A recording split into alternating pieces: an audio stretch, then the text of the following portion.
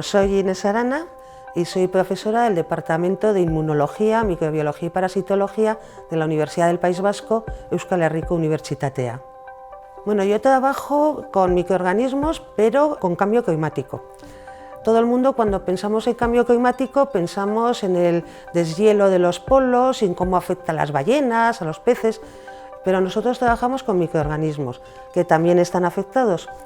Por ejemplo, estamos descubriendo que hay bacterias marinas que están apareciendo en sitios donde antes no estaban, y también que muchas de esas bacterias marinas ahora están desarrollando caracteres patógenos y afectan cuestiones como la piscifactoría, el cultivo de gambas, el de mejillones, y eso a nosotros en el País Vasco nos tiene bastante preocupados, porque si os dais cuenta somos una zona de costa. Se están detectando muchas enfermedades, por ejemplo las piscifactorías, en el cultivo de mejillones, incluso blanqueamiento de corales. Y nosotros aquí en el País Vasco somos una zona costera, tenemos pesca y curiosamente no hemos encontrado estudios respecto a algunas de esas bacterias marinas. En mi grupo de trabajo llevamos ya unos cuantos años en los que recogemos muestras de la zona costera, tanto zona cercana a las playas como en mar abierto, y en esas aguas, en esas muestras que vamos recogiendo, medimos, determinamos, contamos, pues bacterias, todas las bacterias, pero luego un grupo especial de ellas. Ese grupo especial se llama vibrio y lo conocemos mucho por el cólera. Buscamos cuántos de esos vibrios hay en esas muestras y cómo van cambiando a medida que pasa el año, a medida que pasan los años y con la temperatura que parece que está incrementando. Nosotros somos microbiólogas y microbiólogos. Trabajamos con microorganismos que se llaman de nivel de riesgo 2. Son microorganismos que pueden causar enfermedad, sí que hay un tratamiento, pero son patógenos, producen enfermedades y hay que trabajar con cuidado con ellos. Cuando hacéis yogures, hacéis pan y hacéis algunos alimentos. Eso también es microbiología, pero sin riesgo. Y las muestras no las recogemos nosotras, estas muestras, en otros casos sí, pero aquí lo que hacemos es aprovechar la red de ASTI Tecnalia. Ellos la recogen con las mejores condiciones, nos las acercan hasta Pasaia y nosotras vamos a buscarlas allí y en un plazo de 24 horas tenemos que trabajarlas. Trabajamos con técnicas muy diferentes, pero hay una que nos caracteriza mucho y es que contamos las bacterias una a una. Las miramos, las identificamos y las contamos.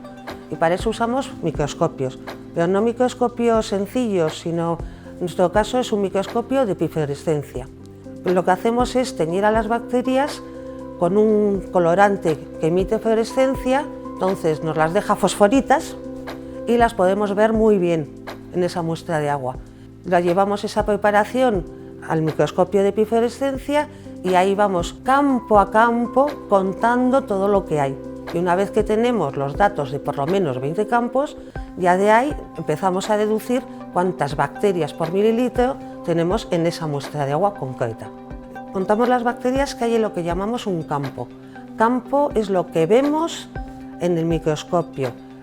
Vemos una especie de círculo y ese círculo contiene un determinado número de bacterias. Cuando hemos terminado de contar en ese círculo, movemos para pasar al campo siguiente. Tenemos que hacerlo así 20 veces y para no confundirnos y no contar todo el tiempo el mismo campo, pues solemos elegir, por ejemplo, movernos de derecha a izquierda, luego de abajo a arriba, otra vez de izquierda a derecha. De ese modo, lo que hacemos es evitar contar siempre el mismo campo o 2 o 3 campos únicamente.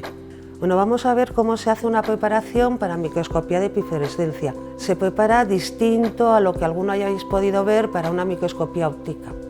Lo que vamos a utilizar es un porta, que es el cristalito donde se va a fijar todo.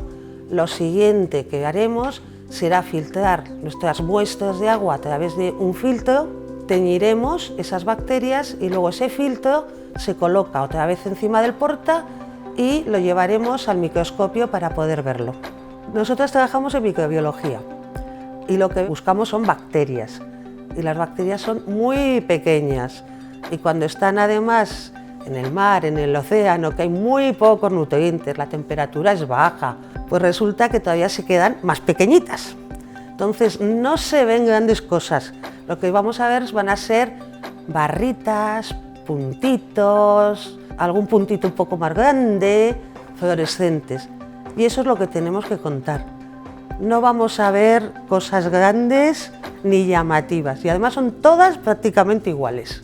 Si queréis tener una sensación de microbiólogo, como nosotras, pero sin tener el equipamiento del que disponemos en la universidad, podéis intentar, si tenéis algún microscopio de estos baratitos, pero que funcionan, pues podéis intentar recoger una muestra de agua de una charca, de un río, o también prepararos, si tenéis polvos de levadura, podéis mezclarlos con agua.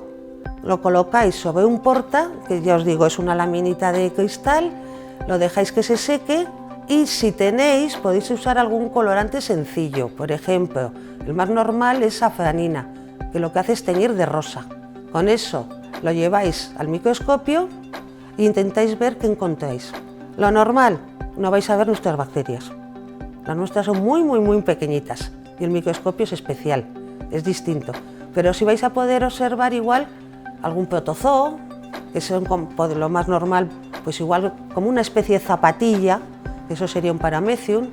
Igual podéis ver unas bolas grandes, eso serían las levaduras, si las habéis preparado en una suspensión. O incluso si no teñís y miráis directamente en la gota, veréis que se van a mover, que nadan, cosas que nadan. Seguramente esos son protozoos también.